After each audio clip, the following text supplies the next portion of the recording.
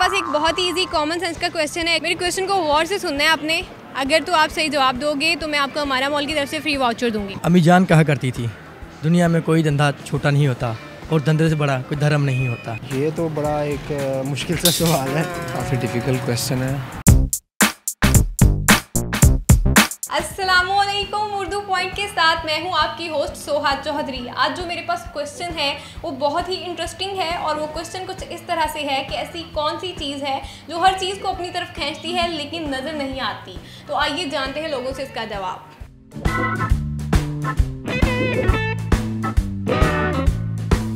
मेरे पास बहुत ही आसान सा क्वेश्चन है और क्वेश्चन कुछ इस तरह से है, ऐसी कौन सी चीज़ है जो हर चीज़ को अपनी तरफ खींचती है लेकिन नज़र नहीं आती। जो हर चीज़ को खींचती है, हर चीज़ को अपनी तरफ खींचती है लेकिन नज़र नहीं आती। नज़र नहीं आती। ऐसी कौन सी चीज़ है जो हर चीज़ को अपनी तरफ खींचती है और नज़र नहीं आती। और अपनी तरफ नहीं आती, अपनी तरफ नहीं आती। जो अपनी तरफ खींचती है और नज़र नहीं आती। को अपनी तरफ खींचती है और नज़र नहीं आती। ऐसी कौन सी चीज़ है जो अपनी तरफ खींचती है लेकिन नज़र नहीं आती। रिपीट करना थोड़ा सा। ये बताइएगा कि ऐसी कौन सी चीज़ है जो हर चीज़ को अपनी तरफ खींचती है लेकिन नज़र नहीं आती।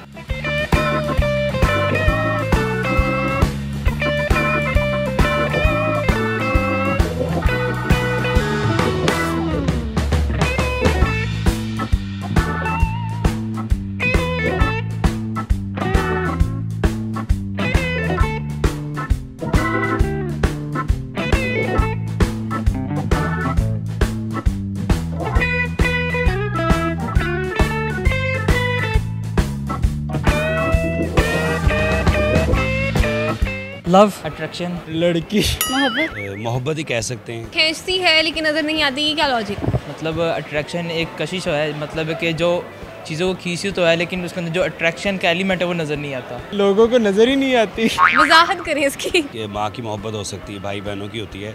वो अगर अच्छी मोहब्बत हो, सच्ची मोहब्बत हो, वो अपनी तरफ हर चीज़ को खींच लेती है लेकिन नज़र तो नहीं आती। आपने बहुत अच्छी बात की है। नहीं, इसका मतलब ये नहीं है, लेकिन अट्रैक्शन होती है। कुछ अट्रैक्शन अपनी तरफ बंदे को खींचती भी है, कुछ नहीं भी खींचती।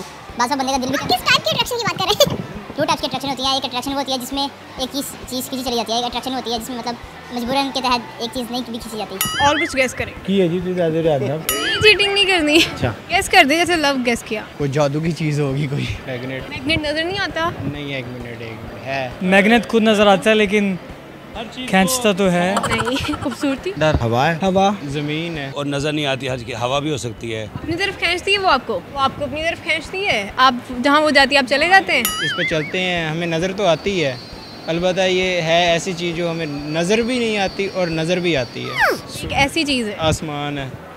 नज़र आता है, मुझे तो आता है, आपका पता नहीं। मुझे नहीं नज़र आता, मैं ऐनक लगाता हूँ। ऐनक लगा के तो आता है ना ग्लासेस के साथ। नहीं, ब्लैक नज़र आता है, अंधेरा। मुझे क्या। ये मेरे क्वेश्चन में फॉल्ट नहीं है, ये आपकी आई साइड में फॉल्ट है। इसके अलावा कोई और गेस करें। मेरे ख्याल में वो नज़र ही है। आंखें। वो अपनी तरफ कैसे खींचती है? आपकी नज़र वैसे देख रही है ना, फॉलो कर रही है। आपकी आईज नज़र आ रही है मुझे। आ रही है। तो नज़र नहीं आती। और कोई भी गेस कर दें। हाँ, क्या देख रहे हैं? नहीं, क्या हो सकता है बताओ। नहीं, कोई आइडिया नहीं जी, सेम में नहीं आ रहा। सही करेक्ट आंसर नहीं आता। No idea. सॉरी, नहीं, इसका आंसर नहीं मिला। कोई और क्वेश्चन कर ले। मैं आपको हिंट दे देती हूँ। ठीक है। इस टाइम भी जो है आप उसी चीज़ की वजह से यहाँ मौजूद हैं।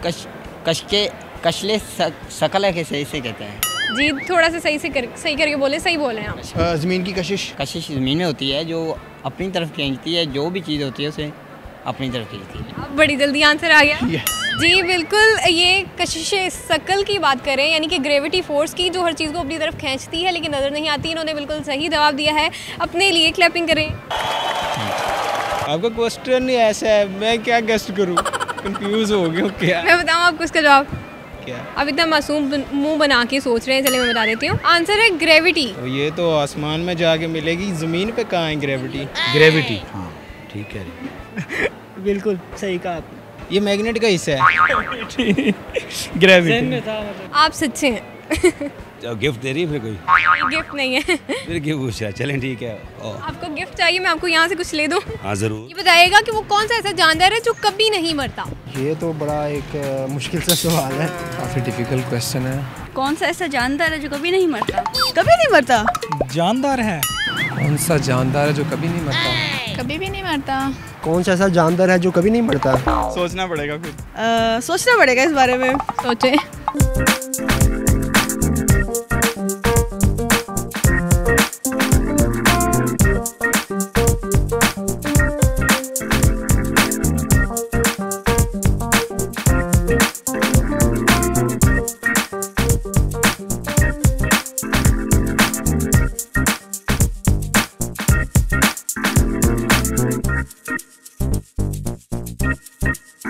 जरासीम, वक्ती तौर पे वो मदम हो जाते हैं, वायरस आई थिंक। वो भी मर जाते हैं। आप करीब करीब हैं, थोड़ा सा और सोचें। बैक्टीरिया ही कह रहे हैं, बैक्टीरिया हो सकता है। बैक्टीरियाज तो बहुत सारे होते हैं। नसूर आई थिंक जो जिस्म को चिपक जाती है, बिल्कुल वो। नहीं, वो मर जाती है। मर जाती है? नहीं मरती। मर जाती है? वो तो जिस्म को छोड़ती नहीं है, मरती कैसे? मैं कह रही हूँ ना, मर जाती है। अच्छा, जानदार तो शैतान भी है, वो कभी नहीं मर सकता। नहीं, बैक्टीरिया ही है जो आज तक जिंदा है। कौन सा बैक्टीरिया? बैक्टीरिया की भी बहुत सारी किस्में हैं ना। नहीं, अब हम आर्टिस्ट हैं, अब डॉक्टर तो है नहीं तो उसके बारे में तो इन्फॉर्मेशन रखते हैं। जनरल नॉलेज का क्वेश्चन है। मेरे ख्याल में तो यहाँ हेपेटाइटिस है, इसका कोई वायरस है, या फिर ये जो आजकल डेंगू वायरस चला हुआ है। आपको हिंट्स तो दें। माइक्रो एनिमल है, सेल है। ऑप्शन मिल सकते हैं? चलो हेल्प कर दिया कि वो माइक्रो लिविंग थिंग है, ये भी मैंने बता दिया। ये भी बोल दिया कि हो सकता है वो बैक्टीरिया और वायरस में से कुछ हो। देखिए, क्या तो आपको फिर साइंस डिपार्टमेंट से जाकर लेना पड़ेगा। हम लोग क्या जनरल नॉलेज, जनरल नॉलेज के हिसाब से मुझे नहीं आइडिया। ट्रिक किया ना साइंस में हमने। फिर आपको पता होना चाहिए। कहीं आप खुद ही तो नहीं? नहीं, हम तो सारी दुनिया जो भी है इसमें तो सारे फना होने वाली है, सारे ने फना हो जाना। इवन के जो भी चीज़ है सारे, लेकिन जानदार भी ऐसा तो हो नहीं सकता जो नहीं हो सकता है। कैसा जानदार? आई डोंट नो, फिर मुझे नहीं पता इसका। गेस तो करें। डोंट नो, सॉरी नहीं आता। Sorry, I don't know. Guess कर दें? आप बता दें। मैं तो बता दूंगी, मुझे तो आंसर पता है, लेकिन मैं तो आपका जनरल नॉलेज चेक कर रही हूँ ना। आज मेरे प्रोग्राम की टाइमिंग ख़त्म होने वाली है और अभी तक किसी को आंसर नहीं आया। अभी तक सबने गलत जवाब ही दिए। मुझे तो जब भी कोई मुश्किल आती है तो मैं अंकल गूगल से पूछता हूँ, वही मेरा मसले का हल बता देते हैं। मेरा ख्याल है कि अमीबा वो जानवर है जो कभी नहीं मरता। क्योंकि अमीबा क्या है? एक माइक्रो एनिमल सेल है और माइक्रो ऑर्गेनिज्म है और ये रेप्लिकेट होता है लेकिन मरता नहीं है। हाँ, बिल्कुल सही जवाब दिया है और ये हमारे प्रोग्राम की पहली विनर है। अपने लिए क्लैपिंग करो मायरा। आपको पता है कॉमन सेंस किन लोगों में होती है? लेजेंड। आप लेजेंड समझते हैं अपने आप को? मेरे पास एक बहुत ही इजी कॉमन सेंस का क्वेश्चन है। मेरे क्वेश्चन को गौर से सुनना है आपने। अगर तो आप सही जवाब दोगे तो मैं आपको हमारा मॉल की तरफ से फ्री वाउचर दूंगी। और क्वेश्चन कुछ इस तरह से है कि माँ का नाम है 56, बेटे का नाम है 46 और बेटी का नाम है 36, तो बाप का नाम क्या होगा? माँ का नाम क्या है? माँ का नाम है 50, 56, 46 और 36। बाप का नाम क्या होगा? क्वेश्चन के अंदर इसका जवाब है, गौर से सोचें। Can you repeat?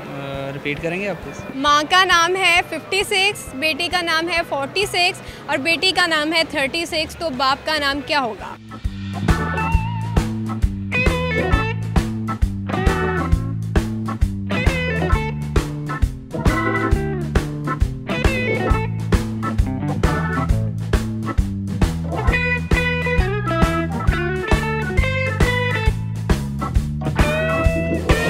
$57 होगा या 56 होगा? 56 ही होगा। 56 कैसे? क्योंकि बेटे और बेटी का नेम कंबाइन होगा तो हो जाएगा बाप का नाम। 56 क्यों होगा? आपने तरतीब ही ऐसी चलाई है। पता है कि माँ का नाम 56 है, बेटे और बेटी का नाम कंबाइन होगा तो बाप का नाम बनेगा। ये क्या लॉजिक? तो आपने 10-10 साल काम किया है तो एक उधर बढ़ाना है, 10 साल बढ़ा दो। ये क्या लॉजिक है? वो 10 साल बड़ा है मतलब बाप। इसी लॉजिक से काम किया, मैंने इसी लॉजिक से बढ़ा दिया। थोड़ा सा सोचें, इसमें अपने काउंटिंग नहीं देखनी, कॉमन सेंस का इस्तेमाल कर। 64। अगर 56 अगर माँ का नाम है तो ऑफ कोर्स 66 होगा। बाप का 76 होगा। कैसे? तुक्का। वो क्यों? क्योंकि बाप सबसे बड़ा होता है। बाप सबसे बड़ा होता है तो 56 के बाद तो 66 होना चाहिए। तो बाप 66 होगा, ज़ाहिर है सबसे बड़ा। आप कॉमन सेंस का इस्तेमाल करें और मेरे क्वेश्चन के अंदर ही इसका जवाब है। 26। वो कैसे? वो माँ का नाम है 46 और बेटी का नाम माँ का नाम है 56, बेटे का 46 और बेटी का 36। 36 और 20 उसके बाद 26 ही आ रहा है तो 26 ही होगा। थोड़ा सा सोचें, थोड़ा सा दिमाग लगाएं। 55 पे हो जाएगा। यही 40। आपका जवाब बिल्कुल सही नहीं है, लेकिन फिर भी मैं आपको हमारा मॉल की तरफ से फ्री वाउचर देती हूँ। May be 6। तो बाप का नाम फिर 6 होगा। कैसे? अगर हम 6 को देखा जाए तो नॉर्मली जो हमारी फैमिलीज में जो एंड नेम होता है, एंडिंग नेम, वो फादर का नेम आता है। तो अगर हम इनको जस्ट नेम्स देखें तो फिर बाप का नाम 6 होगा, क्योंकि फादर पहले फैमिली में जो आते हैं 6 फादर ही आएंगे, 6, 46, 56 एंड वो फादर का 6 ही आएगा। बिल्कुल सही जवाब दिया है हमारा मॉल की तरफ से, आपके लिए फ्री वाउचर। बिल्कुल सही जवाब दिया है इन्होंने, बाप का नाम 6 होगा क्योंकि माँ, बेटा और बेटी के नाम के एंड पे 6 लग रहा है तो बाप का नाम हुआ 6। आपको हमारा मॉल की तरफ से फ्री वाउचर। Thank you. आज के प्रोग्राम में मैंने लोगों से बहुत ही इजी क्वेश्चन पूछा था कि अगर माँ का नाम है 56, बेटे का नाम है 46 और बेटी का नाम है 36, तो बाप का नाम क्या होगा? बाप का नाम होगा 6, क्योंकि माँ, बेटा और बेटी तीनों के नाम के आखिर में आ रहा है 6। अगर आपको भी इस तरह के क्वेश्चंस मालूम है तो हमें कमेंट्स में ज़रूर बताइए। मैं आपका नाम मेंशन करके प्रोग्राम में पूछूंगी। फिलहाल के लिए मुझे दें इजाज़त। अपना ख्याल रखें। अल्लाह हाफिज़। अपने क्वेश्चन का तो सही जवाब दिया है, अब आप मुझे कुछ भी सुनाएं तो फिर मैं आपको हमारा मॉल की तरफ से फ्री वाउचर दूँगी। अम्मी जान कहा करती थी, दुनिया में कोई धंधा छोटा नहीं होता और धंधे से बड़ा कोई धर्म नहीं होता। हमारे मॉल की तरफ से आपके लिए फ्री वाउचर।